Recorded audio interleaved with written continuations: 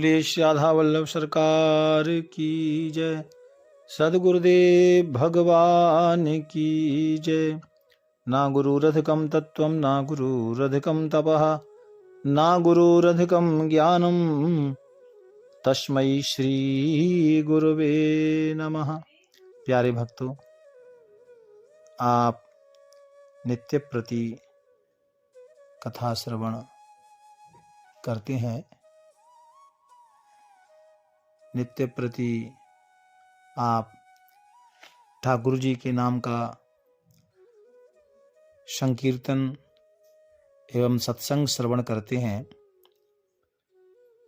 प्यारे भक्तों, आप कथा श्रवण कर रहे थे कि भक्ति कैसी हो, भक्ति के साथ में और क्या क्या जरूरी है। भक्ति माता का श्रृंगार, देखिए भक्ति हम करते हैं तो उसमें भक्ति माता का श्रृंगार जरूरी है, क्योंकि और मैंने कल कहा था कि भक्ति का जो मूल है ना, जो जड़ है ना भक्ति की, वो है श्रद्धा और भगवान की कथा श्रवण। कथा श्रवण से श्रवण कथा श्रवण करने से ज्ञान वैराग्य और भक्ति प्रकट होती है। भक्तों प्रकट होती है यानी दर्शन देती है।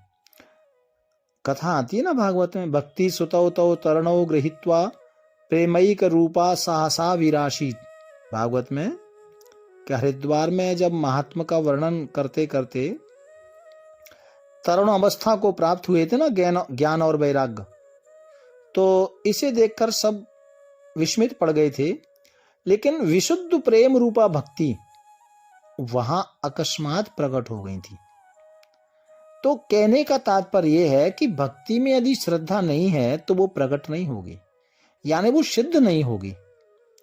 और रामायण में कहा गया है कि राम चरण रति जो चाहे अथवा पद निर्वाण, भाव सहित सो यह कथा करहूं श्रवण पुटपान।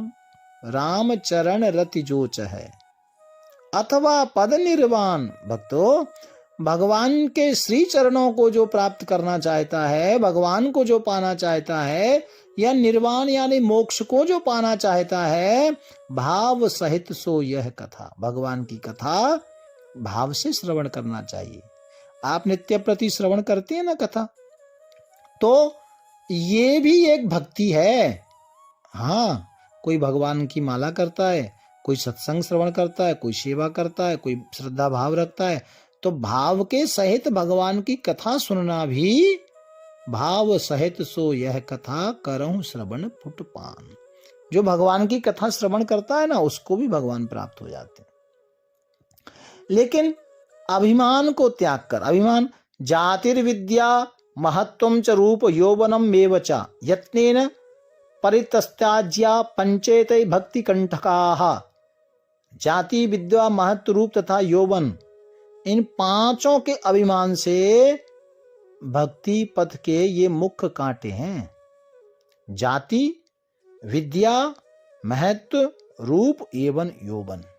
मैं बहुत सुंदर हूं, युवावस्था में बंदा ज्यादा भटकने का, ज्यादा उसका बिगड़ने का चांसेस होता है। तो ये भक्ति में बाधा बताए हैं भक्तों। बहुत पढ़ा लिखा डिग्री वाला भी भक्ति को प्राप्त नहीं कर सकता, भटक जाता है। इसलिए भक्ति में श्रद्धा जरूरी है। भक्ति में एक जो सहायक कोई है जीवन में, यदि अहंकार है ना, तो उस अहंकार को भक्ति के लिए अहंकार बनाओ। तो जो यदि आपको अहंकार भी करना है ना, तो भक्ति के लिए करो। संत जो अहंकार करते हैं ना भक्तों, वो भक्ति के लिए अहंकार करते हैं। अपने जो सामान्य वस्तु हैं इत्यादि, धन इत्यादि के लिए अभिमान नहीं करते। अस अभिमान जाय जन मोरे और मैं सेवक रघुपति पति मोरे। इसके अलावा भक्ति में अहंकार वर्जित है, लेकिन भक्ति के लिए अहंकार करना कि मैं भक्ति ही मेरा सर्वस्व है, भक्ति के लिए अहंकार करना ये श्रेष्ठ है। रामायण में कहा गया है, तिमिर गयो रवि देख के, मोह गयो गुरु ज्ञान, कियो करायो सब गयो, और जब आयो अभिमान। तो अन्यत्र किसी वस्तु में आप अभिमान करते हैं तो सब करे धरे पे पानी फिर जाएगा। लेकिन भक्ति के लिए अहंकार करना, भक्ति के लिए दृढ़ विश्वास जगाना, केवल इसके लिए ये श्रेष्ठ है। और इसलिए भक्ति के लिए ये अहंकार, भक्ति में ही अपने अहंकार को लेके जाए, यानी अपने जो भी बल है ना, क्योंकि जब अहंकार प्राणी करता है ना तो वो अपनी पूरी एनर्जी ताकत को लगाता है। तो संत कहते हैं ताकत एनर्जी भक्ति के लिए लगाओ, उससे जीवन श्रेष्ठ बनेगा। ठीक है ना। और इसके लिए दूसरा मैंने शब्द बोला था श्रृंगार में कि मनन यानी भगवान की कथा का जो आप श्रवण करते हैं इसका चिंतन। देखो भागवत कथा में आपने श्रवण किया है ना, जो गोकर्ण जी के भाई थे धुंधकारी, जो प्रेत बन गए थे, उनका उद्धार किया गया। और गोकर्ण के लिए भगवत पार्षदों जब विमान लेकर आए तो पार्षदों को गोकर्ण जी ने पूछा कि भैया ये 2 विमान क्यों, कथा तो सब गांव वालों ने सुनी है। फिर पार्षदों ने जवाब दिया, महाराज इसमें कथा तो सबने सुनी है, लेकिन श्रवणम तु कृतम सर्वैर ना तथा मननम कृतम, श्रवण तो सबने की है, लेकिन धुंधकारी के समान मनन किसी ने नहीं किया। इसलिए ये मैं आपको जो बता रहा हूं भक्ति के श्रृंगार के बारे में, तो मैंने बता रहा हूं कि कथा श्रवण, अभिमान, मनन, और उसके बाद आती है दया। दूसरे के दुख को सहन न करना तथा दुख दूर करने का उपाय करना। जैसे भागवत में रंती देव एक राजा हुए, वो खुद भूखे रहे, खुद भूखे रहने पर भी अन्न जल वो खुद भूखे रहे, लेकिन भूखों को दिया। तो भक्ति में दया भी जरूरी है। वहां भगवान साक्षात प्रकट हो गए थे। तो कहने का तात्पर्य ये है कि भक्ति में दया जरूरी है। यदि आपके पास दया नहीं है, भक्ति है, तो वो भक्ति बेकार है। दया में बसत देव सकल धर्म, दया के अंदर समस्त देवताओं का वास होता है। और प्रहलाद जी का ये वाक्य, न त्वहम कामये राज्यम न स्वर्गम न पुनर्भवम, कामये दुख तप्तानाम प्राणिनामार्ति शासनम। इसका मतलब ये है कि न मुझे राज चाहिए, न स्वर्ग चाहिए, न मोक्ष चाहिए। मैं दुख से जो दुखी प्राणी हैं, प्राणी जितने संसार में दुखी लोग हैं, मैं उन प्राणियों के दुख का नाश करना चाहता हूं। तो इसके लिए जीवन में भक्ति के साथ दया भी जरूरी है। नवनी, नीच और भक्ति की नम्रता में अंतर है। नवनी नीच के अति दुखदाई, जिम अंकुश धन उरई बिलाई।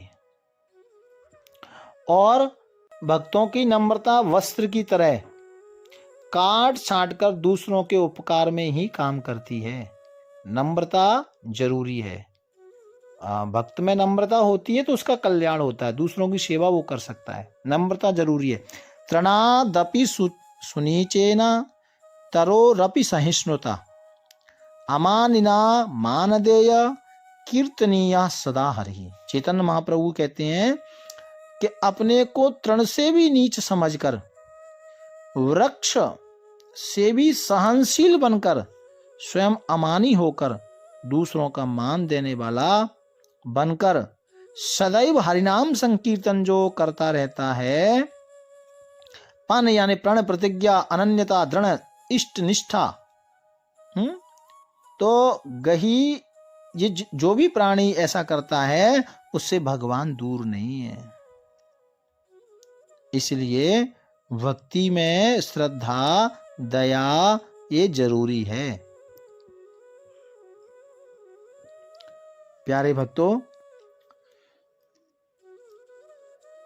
इसलिए आप जो भक्ति करते हैं ना, वो भक्ति जब करें तो सर्वस्व ही अपना, जिस भगवान की आप भक्ति करते हैं, जिस परमात्मा को आप इष्टदेव मानते हैं, उनकी भक्ति अटूट श्रद्धा और भाव से करें, है ना। दया विनम्रता उसके अंदर होनी चाहिए, दया विनम्रता का पुट होना ही चाहिए, उससे ही सफलता प्राप्त होती है।